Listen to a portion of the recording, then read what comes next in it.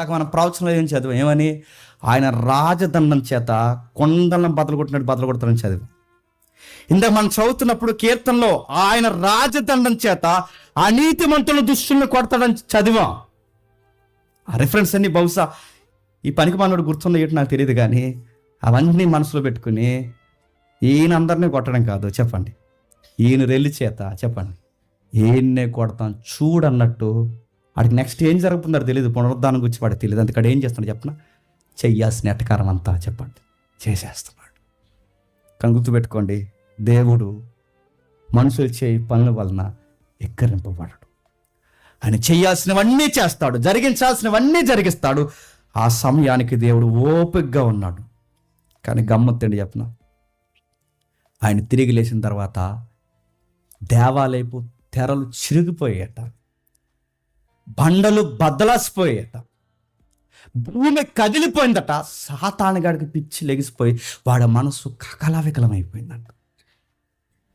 నేను అనుకుంటున్నాను, నా వ్యాఖ్యానం ఇది.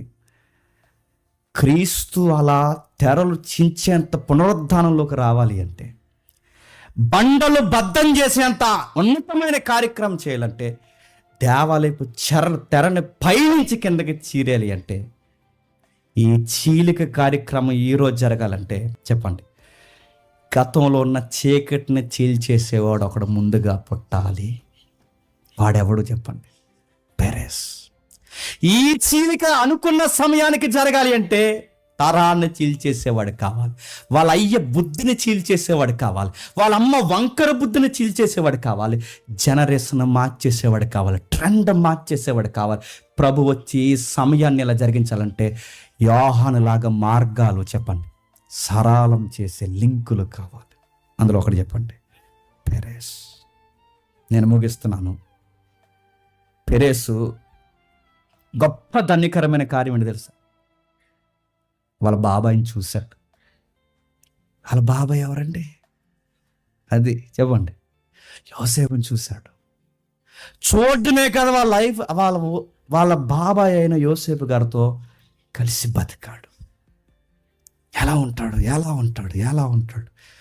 మా నాన్న అన్యాయం చేశాడంట, మా బాబాయ్ ఎలా ఉండుంటాడు? బహుశా ఆయన అనుకోవడం లేదు, కానీ నాకు అనిపిస్తుంది ఆ బాబాయిని పెరేసు చూశాడు. ఎక్కడ యాకోబు వెళ్తున్నప్పుడు వెనక ముందు ఆడుతున్నప్పుడు చెప్తున్నాడు, నువ్వేం భయపడకు, ఐగుప్తికి నువ్వు వెళ్ళట్లేదు, ఐగుప్తికి వెళ్తాడు, నీతో పాటు నేను కూడా వస్తాను. ఒక మాట చెప్తున్నా, నీతో పాటు నేను రావడమే కాదు, నా ఉద్దేశానికి కావాల్సిన వారందరూ నీతో పాటు వస్తారు. ఖచ్చితంగా చెప్పండి, అందరికీ ఆనందం కలుగుతుందో లేదో నాకు తెలియదు, కానీ ఈ పెరేసు లాంటి వ్యక్తులకి అలాంటి భక్తులను చూడాలన్న ఆశ కలుగుతుంది కదా చెప్పండి. దేవుడు గొప్ప భాగ్యం ఇచ్చాడు. కింద చదువుతాం, కిందికి 8వ వచనంలో, యాకోబు అతని కుమారులు ఐగుప్తికి వచ్చిరి, ఇశ్రాయేలు కుమారులు పేర్లిబే, రూమేను కుమారులు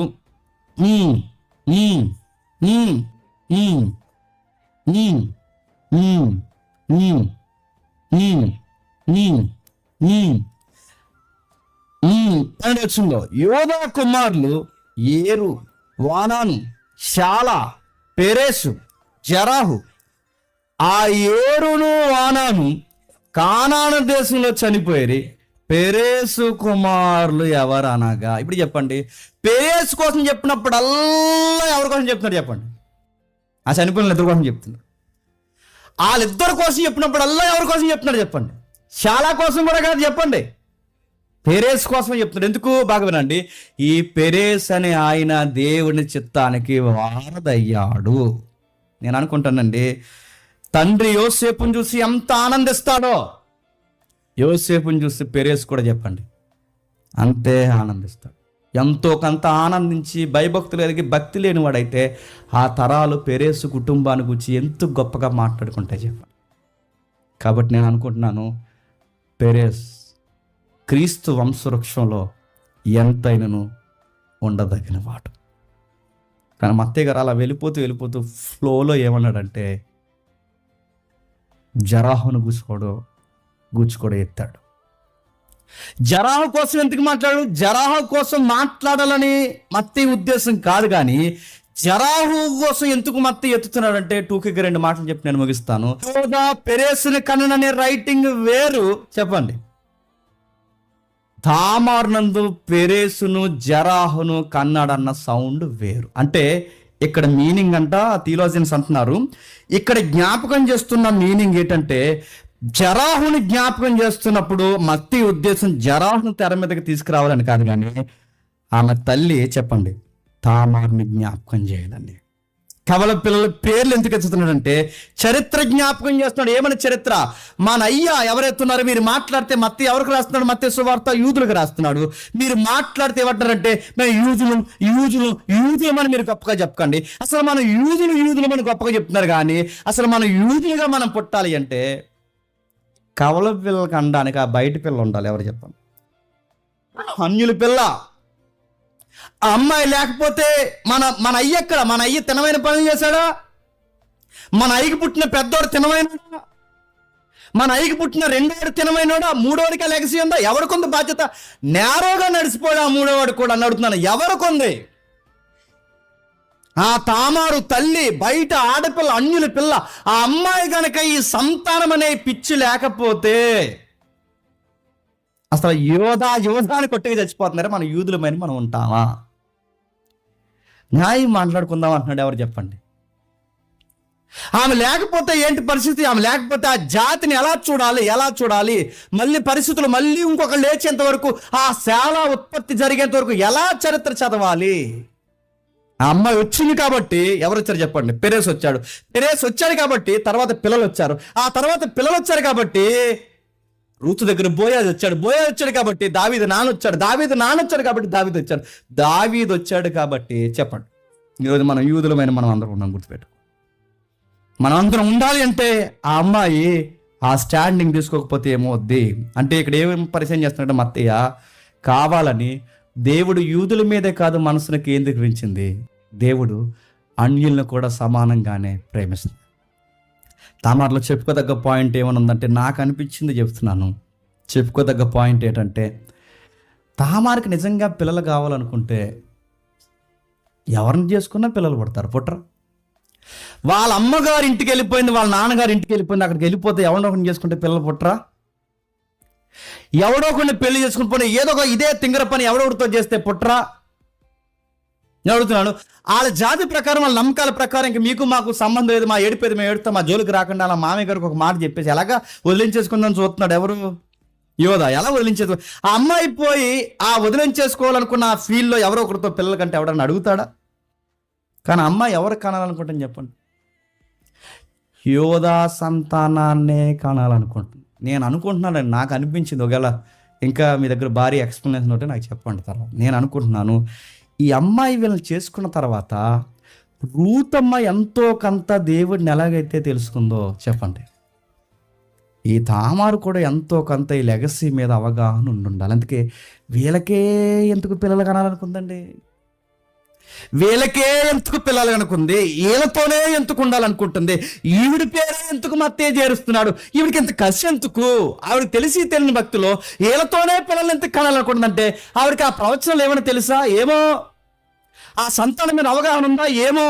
ఆ బిడ్డ రాబోతున్న రాజధాని ఏదైతుందో నేను కూడా ఒక వారధిగా ఉండాలనుకున్నాడు. ఏమో. అందుకే ఈ యోధా సంతానంలో తను కూడా ఒక పాత్రగా ఉండాలనుకుందా? అనుకుంది కనుకే తను తీసుకున్న స్టాండింగ్ ఏంటో తెలుసా? యోధాకే బిడ్డలను కనాలనుకుంది. పిల్లలు కావాలనుకుంటే ఆమె ఎక్కడికైనా పోయి పిల్లలు కనొచ్చు. పిల్లలు కావాలనుకుంటే ఆమె ఎక్కడైనా పిల్లల్ని సంపాదించవచ్చు. నీకు వెంటనే అనిపిస్తుంది తామారు అంత మంచిది కాదు కదండి. ఇప్పుడు తామారు మంచిది కాదు, మరి యోధా మంచోడా? అడుగుతున్నాను. ఎవరు మంచోడు కాదు. మత్తయ్య తిమ్మని జ్ఞానం వచ్చేలా మనకి రాసిన మాట ఏంటంటే తన ప్రజలను వారి పాపం నుండి చెప్పండి విడిపించడానికి వస్తాడు, అందుకు ఆయన పేరు యేసు. ఇప్పుడు చెప్పండి, ఆయన వచ్చిన తర్వాత క్రీస్తు శకంలో ఉన్నవారిని విడిపించడానికే కాదు, చెప్పండి క్రీస్తు పూర్వం ఉన్నవారితో కూడా ఆయనకి సంబంధాలు ఉన్నాయి. ఆ సంబంధాల్లోకి ఆమె చెప్పండి తామారు. మరో మాట చెప్తున్నా,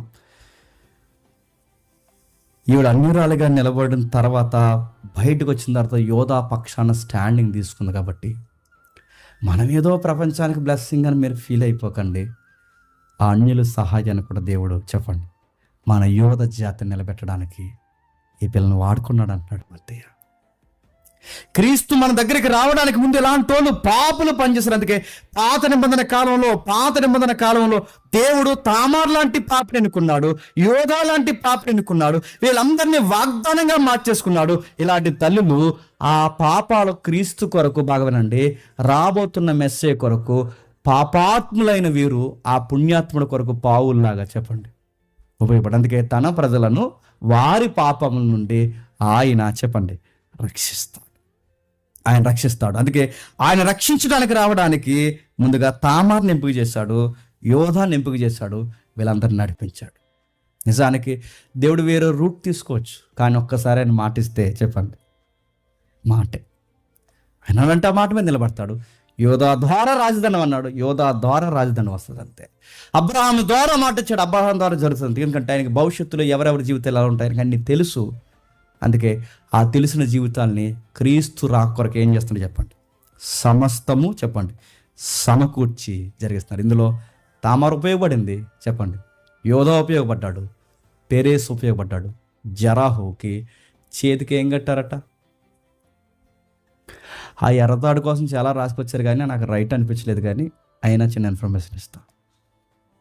ఆ ఎర్రతాడు ఎంత కట్టారంటే ప్రతిసారి ఒక రక్షణ గుర్తు చేయడానికి ఎరుపుని సింబాలిక్గా తీశారట. రాహాబను వేశ్య ఆ ప్రమాదం నుంచి బయటకు రావడానికి ఏం కట్టారు చెప్పండి? కిటికీకి ఎర్రటి దారి. ప్రతి దిక్కునే ఎరుపు అనే సౌండ్ చాలా దిక్కున కనబడుతుంది. గుడారం వేస్తున్నప్పుడు ఎర్రటి దారాలు, యాజకుడు ఏ పోతులో ఎర్రటి దారాలు, ప్రతి దిక్కునే ఎరుపు దారాలు, దారం దారం దారం. అంటే ఇది దేనికి గుర్తంటే రక్షకుడు వస్తాడు, రక్తం కారుస్తాడు. ఆ రక్షకుడు రాకకి ఎవరెవరైతే మేము అడ్డుకున్నామో చెప్పండి పక్కకి జరుగుతుంది. అందుకే ఎర్రటి దారం కట్టుకున్న ఆయన అరే నేను పక్కకు పోతాను చెప్పరా, నువ్వు ముందుకు రారా అన్నట్టుగా, ఆయన తెలిసినా తెలియకపోయినా ముందుకు రారా అన్నట్టుగా ఆ రక్షకుని గుర్తుని చేతికి కట్టుకుని పక్కకు పోయాడట. ఆయన పక్కకు పోయాడు, తెర మీదకి చెప్పండి పెరేస్ వచ్చాడు. ఆ పెరేస్లోంచి ఇక అడుగులు స్టార్ట్ అయ్యాయి. క్రీస్తు వంశవృక్షంలోనికి మార్గం చెప్పండి సరళం చేశాడు. వీళ్ళందరిని తెచ్చి మొదట అధ్యాయంలో పెట్టాడు. ఎవరు చెప్పండి? సింపుల్గా అలా రాసుకుంటూ పోయాడు. ఆ రాసుకున్నది ఏంటో తెలుసుకోవడానికి మనం యూదులం కాదు కాబట్టి తలప్రాణం చెప్పండి. తోకే కదా బయటికి పోను, తోకలోంచి అలా 10 అయిపోయింది. ఇది తెలుసుకోవడానికి ఇంకా ఏముందంటే మీరు నేను మళ్ళీ చెప్తున్నాను, నాకు ఉన్న అనుభవాన్ని బట్టి నా 18 ఏళ్ళ 19 ఏళ్ళ సేవా జీవితాన్ని బట్టి మీరు మొదటి అధ్యాయాన్ని మీరు మిస్ అవ్వకుండా కంటిన్యూగా మీరు జాగ్రత్తగా వింటే మొదటి అధ్యాయం అయ్యే సమయానికి పాత నిబంధన గ్రిప్ అలా వస్తుందని నేను చెప్తున్నాను. మొత్తం హిస్టరీ అంతా మొదటి అధ్యాయంలో ఉంది. ఓల్డ్ టెస్ట్మెంట్ అంతా మీకు అంత గ్రిప్ వస్తుంది, అంత హిస్టరీ ఉంది, మాట్లాడుకున్న తరగనంత హిస్టరీ. అందుకే ఇది కంటిన్యూ చేయండి. అడుగు అడుగున పాత నిబంధనలో క్రీస్తు మనకు తారసపడుతూనే ఉంటాడు. ఆయన రావడానికి ఎంత హిస్టరీని దేవుడు ఫామ్ చేశాడంటే ఎస్ నడిపించాడు. అది మత్తయి చూశాడు, అపోస్తులు చూశారు. ఈరోజు చెప్పండి మన తరాల తర్వాత మనం చూస్తున్నాం. ఆ దేవుడు మనకి ధన్యత అనుగ్రహించినందుకు దేవునికి మహిమ కలుగును గాక.